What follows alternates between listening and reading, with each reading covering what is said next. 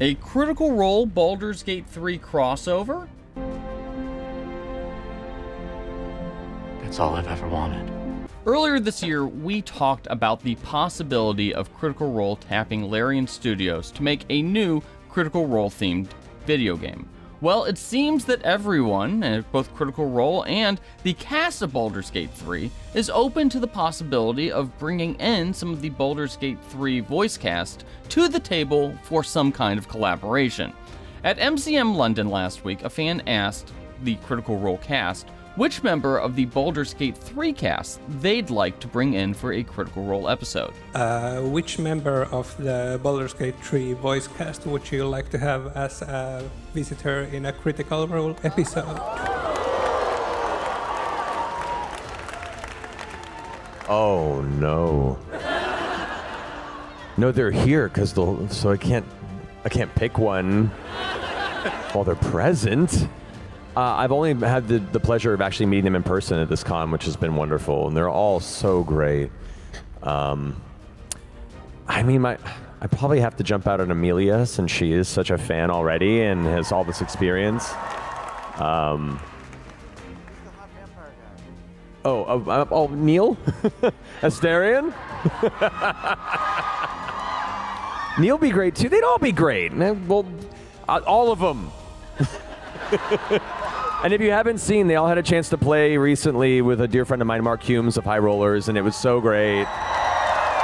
So shout out to Mark, High Rollers, and the whole crew there. They did a wonderful job. Now, as you can see in the clip, both Amelia Tyler and Neil Nuban specifically get shoutouts by the cast, although the cast admits that they'd love to bring the entire group to the table if possible. Now, surprisingly, this wouldn't be the first time that the BG3 cast has gotten together to roll dice and play some actual Dungeons & Dragons. Hello everybody, and welcome to a very different High Rollers Dungeons & Dragons game, because it is I, your usual Dungeon Master, Mark Sherlock Humes of the High Rollers channel, but I don't have my regular players, and we're not in our regular world today, because we have very kindly been approached by Larian Studios and some rather fine guests to run a little D&D one-shot. And speaking of those guests, here they are. High Rollers brought in Tim Downey, Neil Nuban, Devora Wild, Jennifer English, Samantha Biart, Theo Solomon, and Amelia Tyler to play an actual Dungeons & Dragons game, with the cast reprising their BG3 characters and Amelia Tyler returning as the narrator.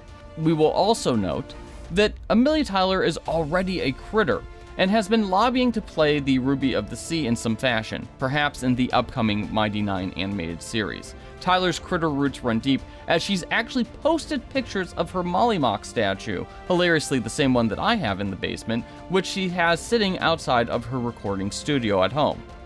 Now, we've actually had the chance to ask Neil Nuban and Maggie Robertson about the possibility of playing D&D on an actual play show, or even appearing on a Critical Role show of some kind.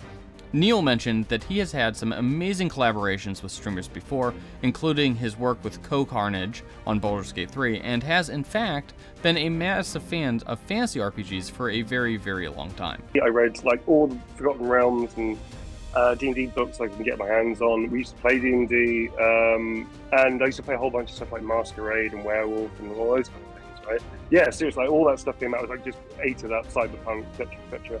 So to be in a story that is encapsulated in the world from my childhood is quite a trip. Maggie Robertson, who plays Orin the Red, one of the main villains of Baldur's Gate 3, also has a recent history with actual plays herself, and she's a huge fan of Anne McCaffrey and fantasy novels in general.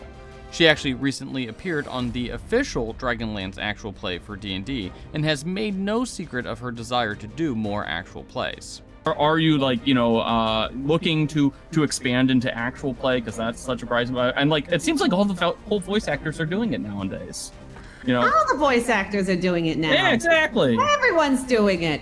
Well, that's part of why I think we have so much fun, is that it is acting, and it's an outlet for that creativity, and part of the joy and liberation that I feel around doing voiceover and performance capture specifically is that you're not confined by how you look.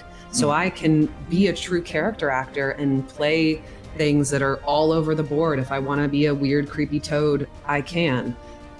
I would never get to play a weird, creepy toad in life on camera, you know? So that's part of the fun of it, and why I think a lot of voice actors gravitate towards RPGs and D&D specifically. So, yeah. Hell yeah. To answer your question, hell yeah. I'm always open to that. I love that shit. It's so fun. It's so fun to play with people who are also creative. It's really just a great improv exercise. It's really a lesson in improv, honestly. And so that's always a useful skill to have and to develop as an actor. And improv doesn't always have to be funny. I think that's a misconception. It's just about creating distinctive characters and creating narratives, which is what you do in D&D. And yes, it can oftentimes be quite funny, but it doesn't have to be. It's also about emotional truth and despair, death, destruction. So, anyway. As you can see, both seem pretty open to the idea. We know that Critical Role has a long history of video game tie-ins. Who can forget Brennan and Marisha's horse stacking adventures in the Critical Role Elden Ring one-shot, or even the Legend of Zelda Tears of the Kingdom one-shot from just a few months ago that saw Nintendo create its very own Zelda TTRPG for Critical Role to use in the episode. By the way, Nintendo, we're still waiting to get that one released. You can just send that over to us right now. Come on, give me it. Give me it. And of course, they have also all lent their voices to another massive RPG video game just a few years back, with the entire cast showing up in Pillars of Eternity too. So a collaboration between Baldur's Gate 3's voice cast and the Critical Role cast seems to fit perfectly in line with all of that.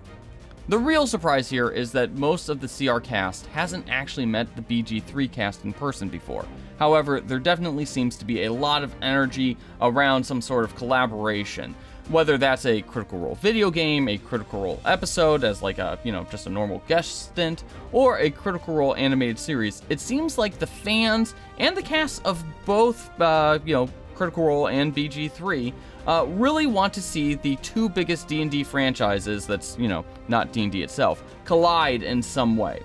After all, Baldur's Gate 3 sold over 20 million copies on Steam alone. It's on the short list of Game of the Year for this year, and it basically single-handedly saved Hasbro's bacon in terms of its most recent earnings statement. It makes a lot of sense for a lot of people to try to find some way to tie in their franchise with Baldur's Gate 3, and Critical Role, frankly, might be the best poised to do it. So our question for you, which BG3 actors do you want to see in a Critical Role collaboration? Let us know in the comments, and don't forget to hit those like and subscribe buttons.